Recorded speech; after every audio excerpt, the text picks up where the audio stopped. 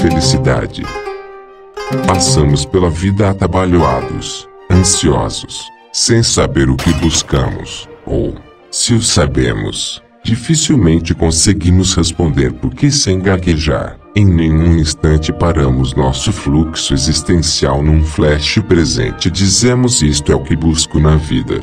Realmente tudo o que busco, no melhor dos casos. Nossos momentos de felicidade são apenas uma boa dose de hormônios bem calibrados que nos leva a pensar que beleza. Não, esses momentos felizes ficam gravados em nós, mas não por uma bondade do destino. Tal fenômeno pode ser explicado pelo fato de que um dos principais critérios para que nossas memórias sejam fixadas consiste de overdoses naturais, ou seja, enxurradas de substâncias liberadas pelo próprio organismo em circunstâncias emocionalmente relevantes ao sujeito, garantindo que nossa existência as tenha eternamente como referenciais, que sejamos sempre a versão em escala real dos ratos que criamos em laboratório, considerando que a manutenção do bem-estar é uma das metas mais importantes dos organismos. Faz sentido que nos lembremos das estratégias, dos comportamentos que se mostraram positivos nesse particular. Memorizamos os momentos felizes para que possamos repeti-los, não em nome da felicidade. Memorizamos aquilo que nos causou dor para que possamos evitá-la futuramente, não em nome do sofrimento. Nesse esquema, vemos que o objetivo não é o prazer nem a dor, mas a simples manutenção do indivíduo. Essa é a razão de não nos lembrarmos dos longos períodos de tédio, que constituem a maior fatia de nossas vidas. Não ficam gravados porque não nos ensinaram nada de importante. O interessante aqui é perceber o ponto em que ambas as coisas, a felicidade e nossas vidas, se interceptam.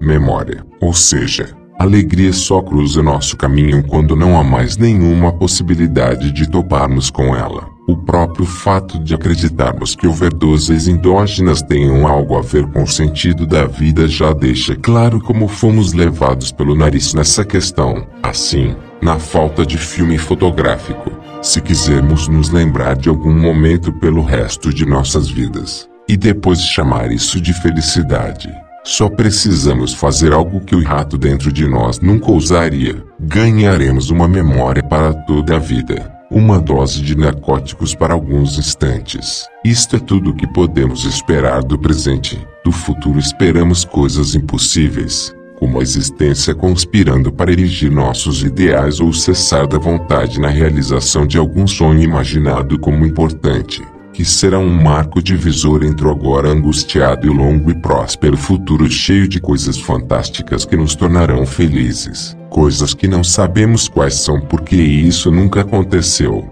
apesar de insistirmos na crença de que um dia, inevitavelmente, acontecerá e será bom como um dia sabemos que saberemos. O problema é que não reconhecemos a chegada desse futuro até que já tenha se tornado uma velha memória. Isso porque nossos sonhos podem ser imaginados como imensos mosaicos, de longe, são muito belos, compondo figuras fabulosas que cativam nossa imaginação. Entretanto, à medida que nos aproximamos, os detalhes se tornam cada vez mais grosseiros, até que, ao alcançá-los, já não reconhecemos neles a imagem que nos seduzia. Só passaremos a ver a figura novamente quando se tornar um passado distante, enchendo-nos de nostalgia e cãibra. Buscar felicidade diretamente nesses locais é uma impossibilidade óbvia que gera frustração. Por um lado, toda a felicidade que exigimos do mundo não cabe no presente. Por outro, quando o futuro chega, nunca encontramos nele a felicidade que esperávamos. Precisamos, entretanto, viver com alguma sensação de dignidade em nossos cérebros cheios de voltinhas especiais. Qual é o pulo do gato para burlar esse desencontro? Falsificamos a memória. Ninguém tem mais felicidade que no passado. É onde imaginamos que toda a alegria que fomos colhendo como migalhas durante a vida fica armazenada, pronta para ser evocada e justificar mais alguma idiotice insípida que, futuramente, será motivo de lembranças saudosas. Na dúvida, sempre ficamos com uma interpretação dos fatos, nunca com a memória crua desses fatos. Nós os reinventamos, colorimos, recheamos de coisas gordurosas, depois vomitamos essa memória adulterada à nossa consciência presente. E isso prova que somos felizes. Essa é a única razão pela qual pensamos na infância como uma época feliz, sendo a coisa mais distante e vaga da qual conseguimos nos lembrar. A falta de dados nos faz supor que não sentíamos todo o peso da existência ao comer um doce estragado. Claro que, se pudéssemos visitar nossa própria infância numa máquina do tempo e nos perguntarmos diretamente a respeito de tais coisas, o testemunho contrário ainda não nos convenceria, em geral sob o pretexto de que nossa imaturidade não nos permitia reconhecer a felicidade quando a víamos, deixando-a passar despercebida. Mesmo que, nesse sentido, continuemos tão imaturos e cegos quanto sempre fomos, a felicidade de nossas vidas é sustentada por uma ótica constantemente falsa. Sonhamos com o futuro e dizemos: ah, como serei feliz. Olhamos para trás e suspiramos: ah, como fui feliz. Agora, lamentamos: ah, como sou desgraçado.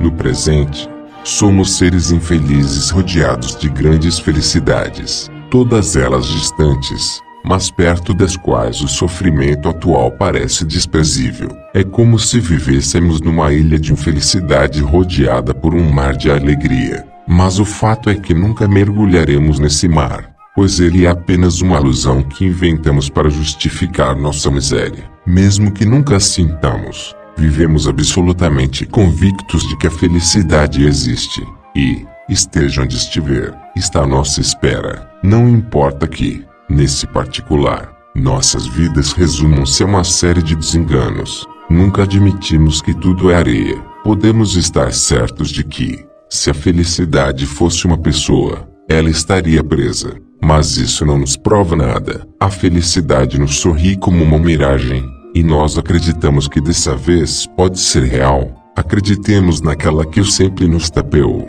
O presente sempre nos parece infeliz. O futuro, por sua vez, nos parece belo pelos mesmos motivos que o passado. Não conseguimos prever detalhes do futuro nem nos lembrar dos detalhes do passado. A vida, então, passa a ser algo tão simples como a ideia que temos dela, sendo o presente apenas um estado provisório de ansiedade.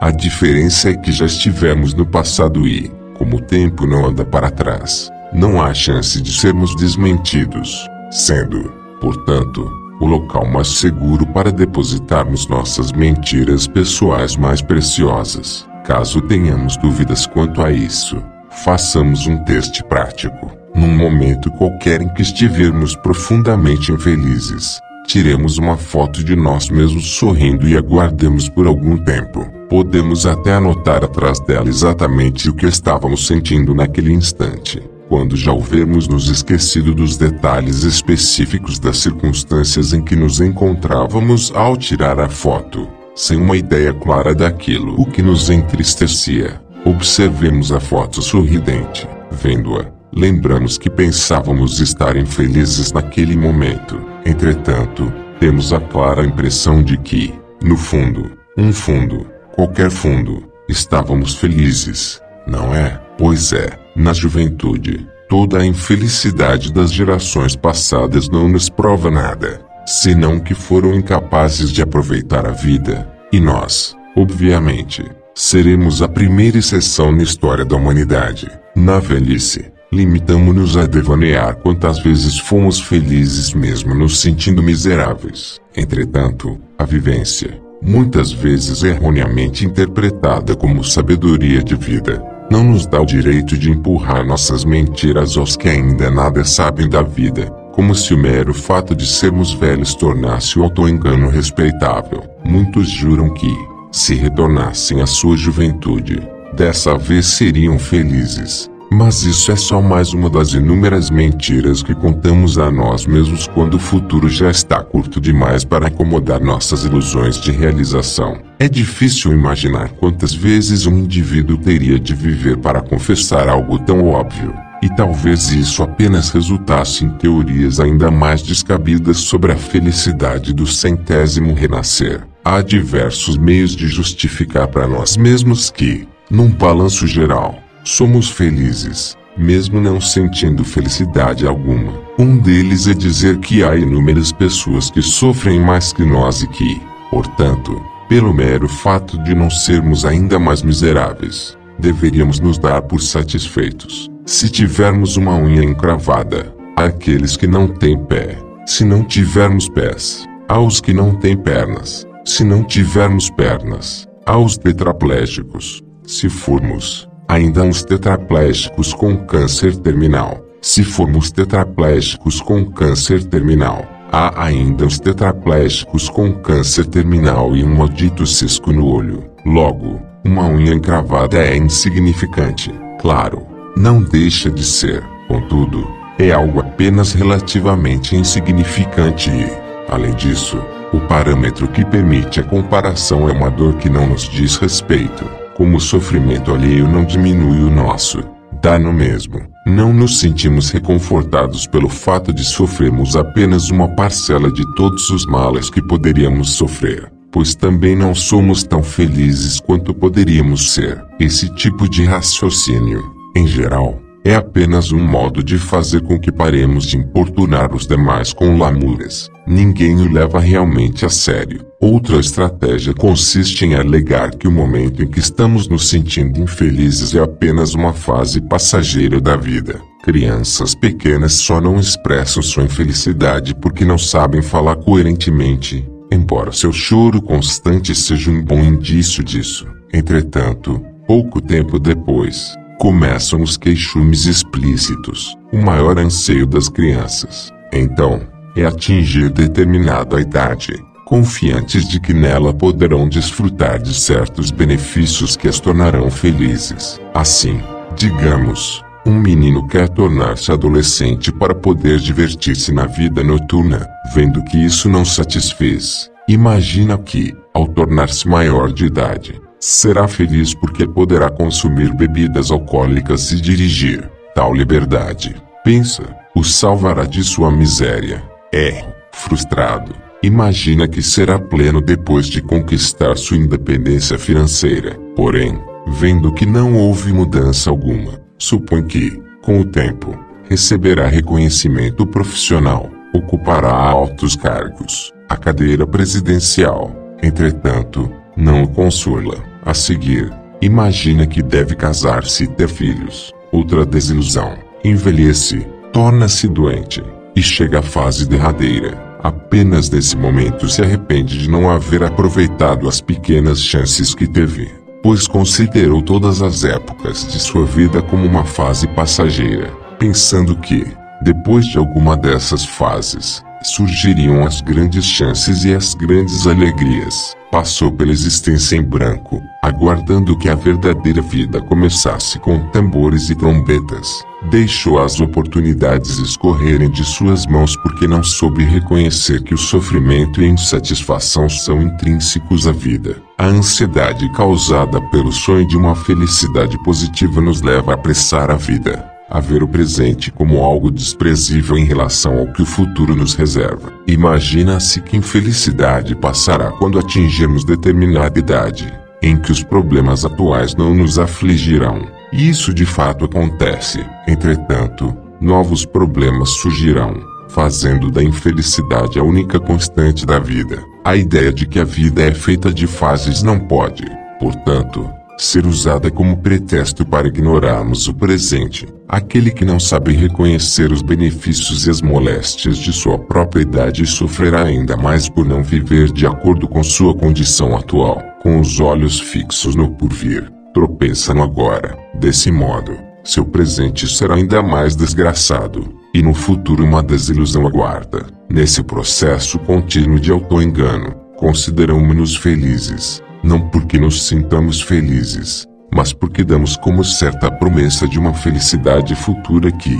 entretanto, nunca chegou, nunca chegará. Tudo não passou de um sonho. Temos também o entretenimento como um meio muito duvidoso de tentarmos alcançar a fantasmagórica felicidade. Consiste basicamente na ideia de que, ao nos distrairmos em eventos públicos, estamos aproveitando a vida. E isso significa ser feliz. Por exemplo, Imaginemos que o entretenimento seja comparecer à apresentação de uma de nossas bandas prediletas. Claro que, em nossas residências, sentamos-nos em nossas poltronas, ligamos o aparelho de som e, relaxados, apreciamos a música. Todos comparecem ao evento convictos de que a situação será ainda melhor, pois terão os artistas à sua frente, numa magnífica performance ao vivo. Vejamos, entretanto, como as coisas realmente acontecem. Compramos ingressos antecipados e viajamos até a cidade em que será realizado o show. Cansados da viagem, com dores nas costas, precisamos enfrentar filas quilométricas. Horas depois, agora também com dores nos pés, entramos no recinto. Caso não tenhamos comprado ingressos especiais, com direito a cadeiras reservadas, esperamos em pé, ou sentados no chão, até que o evento se inicie. Enquanto isso, ouvimos uma série de outras bandas iniciantes que não nos interessam, as quais provavelmente tiveram a oportunidade de realizar a abertura do show porque são camaradas de algum dos integrantes da banda principal que, por piedade, decidiu dar-lhes uma chance de se tornarem conhecidas. Agora, também com dor de cabeça, mal conseguimos parar em pé. Mas temos de afastar o cansaço porque finalmente começará o evento. A multidão se aglomera desesperadamente, espichando as cabeças na esperança de ver seus ídolos palhetarem os instrumentos a dezenas de metros. No processo,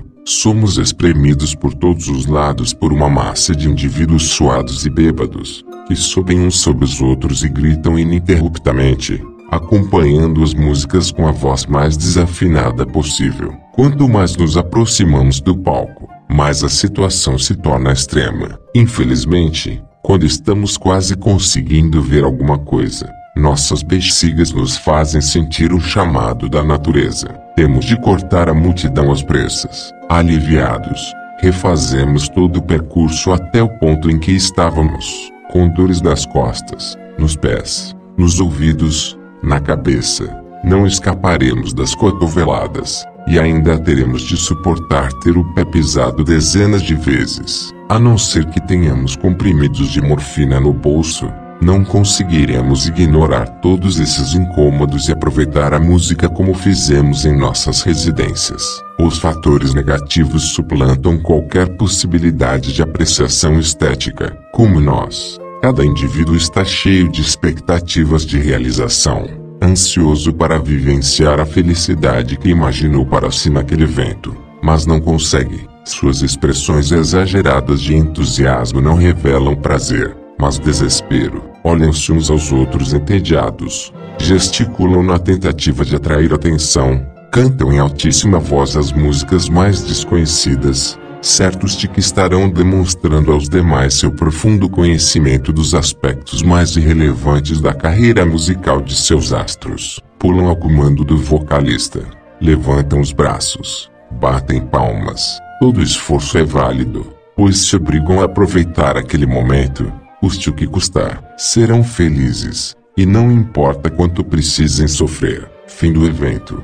Despedaçam-se na tentativa de agarrar uma miserável palheta lançada pelo músico, como quem visse nela o santo grau da felicidade. Por fim, voltam para suas residências e, quase mortos, imundos, cheios de hematomas e cãibras, enchem-se de analgésicos, tomam banho e dormem como quem entrou em coma. No dia seguinte, quando perguntados sobre a experiência, suas vozes roucas dizem: "O show foi fantástico. Ouvi minha música preferida." Em viagens turísticas temos basicamente a mesma situação, não sendo necessário descrever outros modos pelos quais nos tornamos ainda mais miseráveis na esperança de ser felizes. Basta dizer que, se houvesse um lugar tão maravilhoso que apenas estar nele nos tornasse felizes, a humanidade inteira estaria concentrada nesse único ponto, e nunca pensaria em sair dele.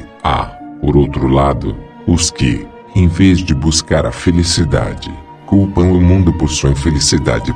Rebeldes, revolucionários ou simplesmente idiotas, elaboram teorias extremamente sofisticadas a respeito de organizações predatórias que se dedicam a nos tornar miseráveis e cegos. Devido a essa conspiração global, ficam escondidas de nós as realidades verdadeiras nas quais poderíamos encontrar a felicidade. No seu entender, todos são manipulados como marionetes, e o único modo de superar tal condição consiste em nos engajarmos em lutas sociais utópicas nas quais combateremos o que se designa vagamente pelo termo poder. Isso para que as próximas gerações sejam felizes. Nós já estamos condenados. Assim, temos, por exemplo, os socialistas, que culpam o capitalismo por tudo o que há de errado na sociedade, como se as empresas de refrigerantes multinacionais fossem vilãs que corrompem nossas vidas através do engarrafamento de xaropes gaseificados. Confortam-se pensando que foram vítimas de políticos inescrupulosos que os inculcaram ardilosamente necessidades falsas, contra as quais agora se levantam. Adoram pintar-se como pobres diabos crucificados pelo sistema. Lamentam que tudo, hoje em dia, seja movido pelo dinheiro, que nossas vidas sejam descartáveis como latas de sardinha. Falam da infame obsolescência programada, sem desconfiar que ela funciona porque a aceitamos como uma medida contra o tédio. Copos plásticos não são, como dizem, o resultado de mentes diabólicas. Nossas necessidades é que são descartáveis. Foi nosso modo leviano de viver e de consumir que criou e alimenta essa indústria da obsolescência. Não foram os produtos que nos tornaram assim. Nós é que criamos indústrias assim com nossas necessidades vulgares. Saibamos ao menos admiti-lo. Adoramos comprar lixo. A ânsia pelo lucro, por sua vez, não é a causa da ganância humana, mas exatamente o contrário. Se o lucro fosse abolido, encontraríamos outro modo de explorar uns aos outros. Considerando que antigamente isso era feito com clavas, estamos muito bem. Caso o capitalismo fosse derrubado, não nos tornaríamos irmãos, como dão a entender pelos apelidos carinhosos com que se tratam entre si. Num mundo onde tudo é movido pela competição, sempre haverá os que perdem. E isso não é injustiça, mas a natureza da vida. Mesmo a civilizada, se o capitalismo funciona, se resiste obstinadamente a todas as investidas de igualitarismo, é porque incorpora pelo menos algumas das regras do jogo que nos movem enquanto seres vivos. Mesmo com muito incentivo, o socialismo sempre falhou. O capitalismo, por sua vez, sempre funcionou por si só, quase naturalmente. Não que a natureza humana corrobore o capitalismo, pois até onde se sabe, não corrobora nenhum lado. Mas há uma grande diferença entre um sistema que funciona mal e outro que simplesmente não funciona. Além disso, essa paz que socialistas pregam não passa de um sonho infantil. Nunca nos tornaremos irmãos ou companheiros, a não ser que tenhamos em mente a inclusão de diazepam nas cestas básicas. Fala-se muito de justiça, mas, na prática, a justiça é uma teoria cujo melhor emprego que conseguimos encontrar consiste em nos engravatarmos para decidir solenemente se vamos ou não enjaular os macacos que nos desobedecem. Os discursos que proferem podem ser inspiradores, mas são apenas isto, discursos. Discursos cuja prática implica uma contradição gritante com tudo aquilo que nos constitui enquanto seres humanos. São uma piada aos nossos instintos mais básicos e um insulto à inteligência que os guia. Outros apontam o desequilíbrio ambiental, a poluição, o desmatamento e a extinção das espécies como a fonte central de todos os males que acometem a humanidade. Propõem uma vida em harmonia com a natureza como solução para problemas que nada têm a ver com isso, mesmo depois de o cristianismo ter demonstrado, de todos os modos imagináveis, que a compaixão gratuita não funciona. Querem ainda nos fazer acreditar que a piedade voltada aos animais ou ao planeta nos trará algum benefício. A questão não é, e nunca foi, a importância do verde, da natureza, das plantinhas coloridas e das baleias cantarolantes que nossos netos nunca verão. A questão não é que o planeta está ficando quente ou frio e as calotas polares vão derreter ou aumentar. Nada disso é novidade. O que chama a atenção é a devoção com que os seguidores desse ambientalismo reinventado defendem suas ideologias, sempre com aquele tom de politicagem misturada a ameaças de um futuro apocalíptico. A irracionalidade verde, que antes se restringia a poucos escolhidos, agora se alastrou até o coach potato voluntário que precisa de um dicionário para explicar o que é vida, mas que se dá o direito à pregação por ter plantado um pé de limão no quintal. Não é difícil perceber a similaridade desse movimento com uma espécie de panteísmo militante instalado em gente revoltada contra o tédio de suas próprias vidas, e que querem alguém para culpar por seu próprio infortúnio. Como qualquer grupo religioso, são ambiciosos. Salvar espécies em perigo de extinção para poderem sorrir à câmera tornou-se coisa pequena demais, com seguidores fanáticos pelo mundo todo.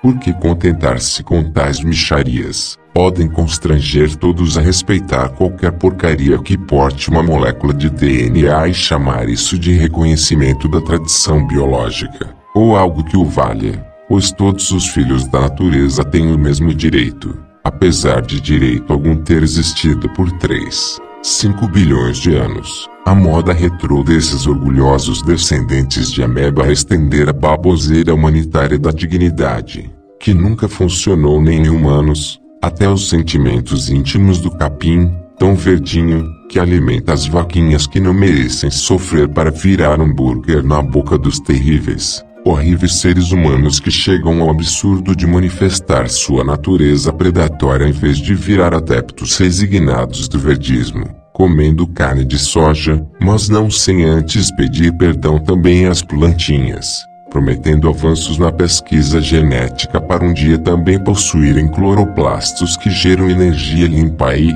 assim, acabar com a matança indiscriminada de vegetais plantando seres humanos, que não valem nada, se dependêssemos desse tipo de mentalidade conservacionista, que levanta a bandeira da natureza e finge que ela evoluiu na Disneylândia.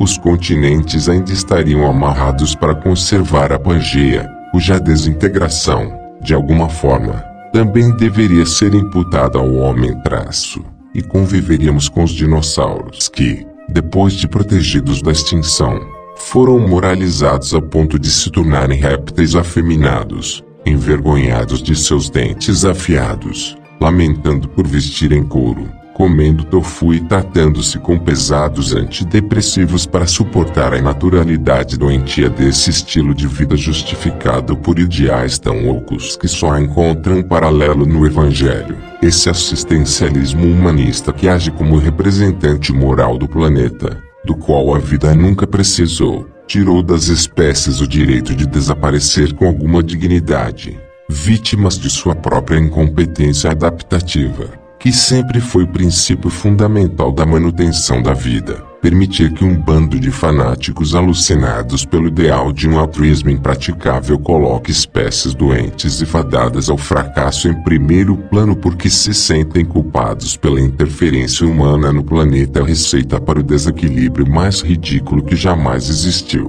com a Terra parecendo uma enfermaria onde ficam os passarinhos que caíram do ninho, mas que foram resgatados pela inconsciência ambiental de nossa espécie. Somos muito criativos, às vezes quase épicos, quando a questão é esquivar-se da responsabilidade por nossa insatisfação pessoal. Nesse caso, a estratégia foi até original. Percebendo que a felicidade humana é impossível, transferiram seus sonhos inúteis aos animais que, coitados, agora têm de carregar o fardo de ser felizes por nós. Há também os que culpam os meios de comunicação modernos pela extirpação de nossa verdadeira natureza, seja lá o que isso signifique pois nos reduzem a meros fantoches comerciais incapazes de pensar por si próprios. Ao assistir filmes, por exemplo, nossas personalidades deformam-se a tal ponto que nosso ideal passa a ser uma vida dentro de aparelhos televisores. Mas ainda, a influência televisiva invade nossa mente e subverte as noções de realidade e ficção,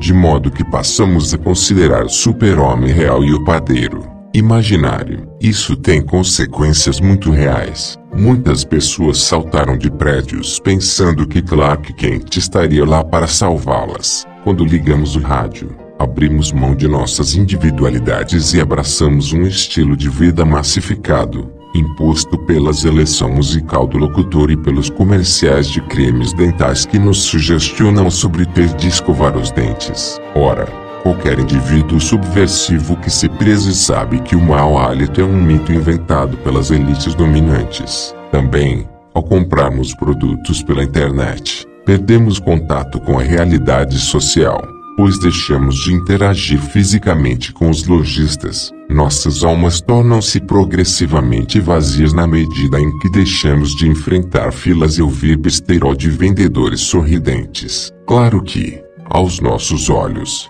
nada disso parece uma perda. Porém, como estamos alienados pelo frenesi tecnológico, não conseguimos perceber o quanto estamos perdendo. Lentamente, sem nos darmos conta, perdemos o contato com nós mesmos. Deixamos de nos constituir criativamente enquanto indivíduos originais. Outra ideia incompreensível traço, e aceitamos ser construídos segundo modelos impostos pelo mundo ficcional forjado pela mídia de entretenimento. Quem diria que assistir ao desenho animado Tom e Jerry traria consequências tão devastadoras à nossa autenticidade existencial? O aviso está dado. Quem tiver ouvidos, que ouça. Não fica claro, entretanto, que espécie de felicidade alcançaríamos após abandonar nossos meios de comunicação modernos. Talvez só compreendamos a relação da felicidade com isso tudo quando voltarmos a nos comunicar usando sinais de fumaça.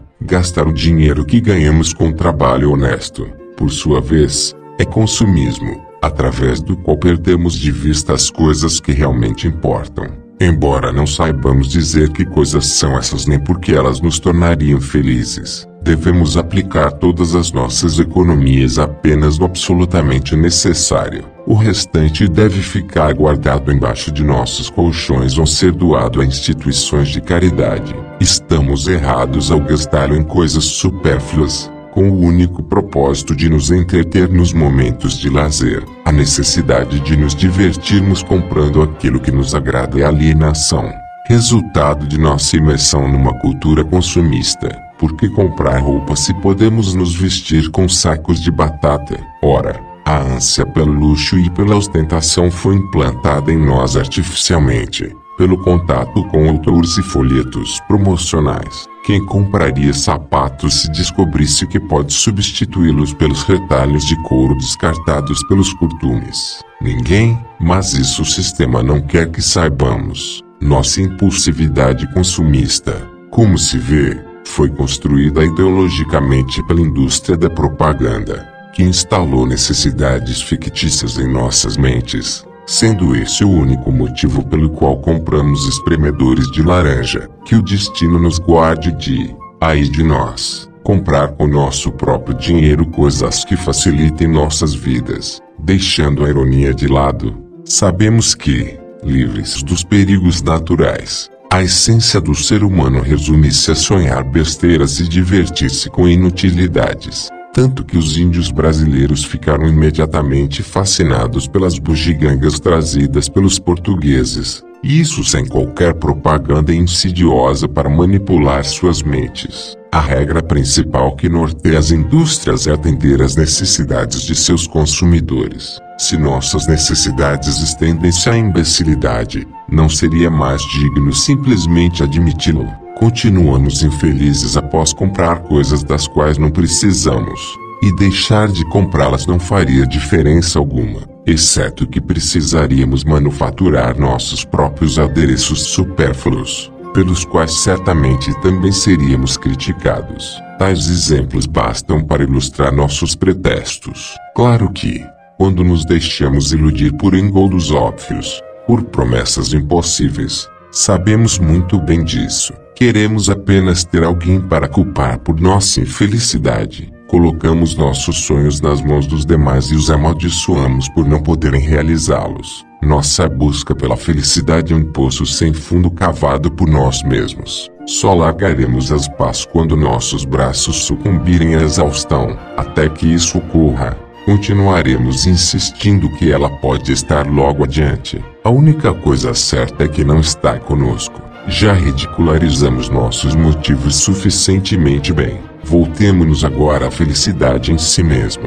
Qual é sua essência? propriamente analisada, a felicidade tem o aspecto de um conceito teológico, como a onipotência, algo possível apenas a anjos. Podemos, sem muita dificuldade, perceber que se trata de uma ficção destilada do prazer, a versão idealizada de uma satisfação qualquer, multiplicada por 1000 quantas vezes forem necessárias para que a dor, em contraste, pareça insignificante. Basta coçar uma picada de inseto e multiplicar o alívio decorrente milhões de vezes. Teremos diante de nós uma concepção bastante exata da felicidade que se busca. Nessa ótica, lembra um remédio homeopático. Basta uma gota dela dissolvida no oceano de nossas vidas para que passemos a acreditar, mas não a sentir, que nossas existências são um mar de alegria. Assim, não importa que todos se digam felizes em uníssono, não são, nenhum deles, pois ser feliz é impossível. Felicidade é uma palavra oca que não tem realidade por detrás. Quem se diz feliz afirma algo tão absurdo quanto alegar que pode voar abanando os braços. Diante dessa impossibilidade, não faz sentido redefinir o significado da palavra felicidade conforme nos apraz, como um sinônimo supérfluo para aquilo que nos agrada pessoalmente. Se pensamos que felicidade é prazer, se pensamos que é paz, por que não a chamamos prazer ou paz? Parece que gostamos mais dessa palavra que de nossas vidas. Felicidade como prazer, por exemplo, é um beco sem saída. Um copo totalmente cheio é satisfação. Felicidade seria enchê-lo mais ainda sem que transbordasse.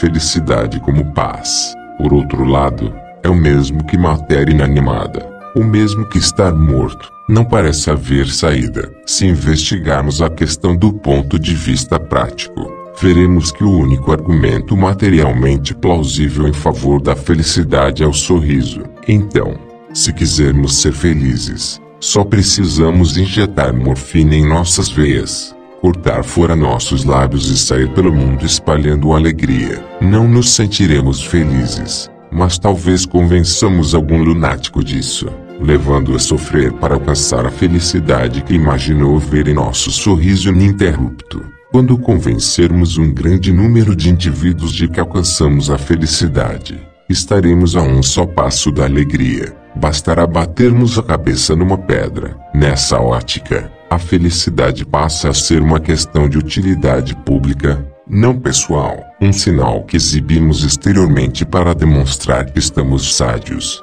dóceis, aptos a viver em sociedade. Para tanto, o sorriso forçado de um atendente basta. Isso é felicidade, ter disposição para fingir, para atuar, para fazer tudo o que for necessário para levar a vida adiante, dançando conforme a música. Sabemos que, por detrás de nossos sorrisos, não há felicidade alguma. Se não encontramos felicidade em nosso próprio sorriso, por que deveríamos acreditar que a encontramos no dos demais? Sua felicidade é uma fachada sorridente, assim como a nossa. Ser feliz é apenas um profissionalismo social, uma habilidade de fazer-se agradável, uma arcada dentária em constante posição de sentido. Vale tanto quanto saber digitar, calcular impostos ou vestir-se bem, fora do ambiente de trabalho. Essa farsa nos rende amigos, isto é, parceiros informais que dão segurança aos nossos investimentos. Em nossa sociedade,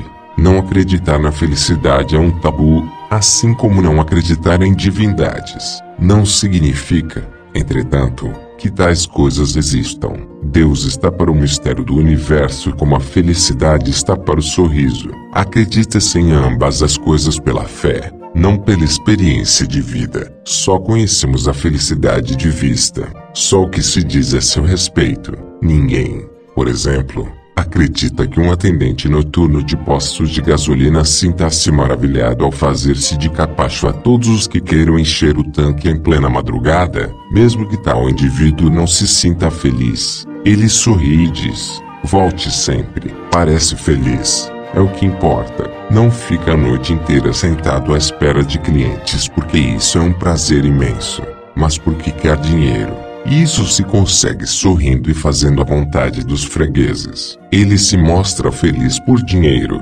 como uma prostituta, como todos. Entre amigos, A diferença é que não se cobra à vista. Nunca sentimos, na vida real, a felicidade que acreditamos existir. Nossa crença nela é justificada pela fachada sorridente dos demais, assim como eles acreditam na nossa. Por isso é comum tantos viverem em função da felicidade alheia, todos sempre sorrindo, todos sempre infelizes. Enganam-se e vivem uns pelos outros em nome de uma felicidade que ninguém sente. Como pensamos que a felicidade é a única coisa capaz de justificar a vida, tornamo-nos obcecados em ser úteis. Buscamos acreditar que os demais são felizes para que isso justifique nossas vidas miseráveis, ao menos como um meio para a imortal felicidade que de nós sempre se esconde. Por isso insistimos que a felicidade existe. Nunca confessaríamos o caráter universal da infelicidade,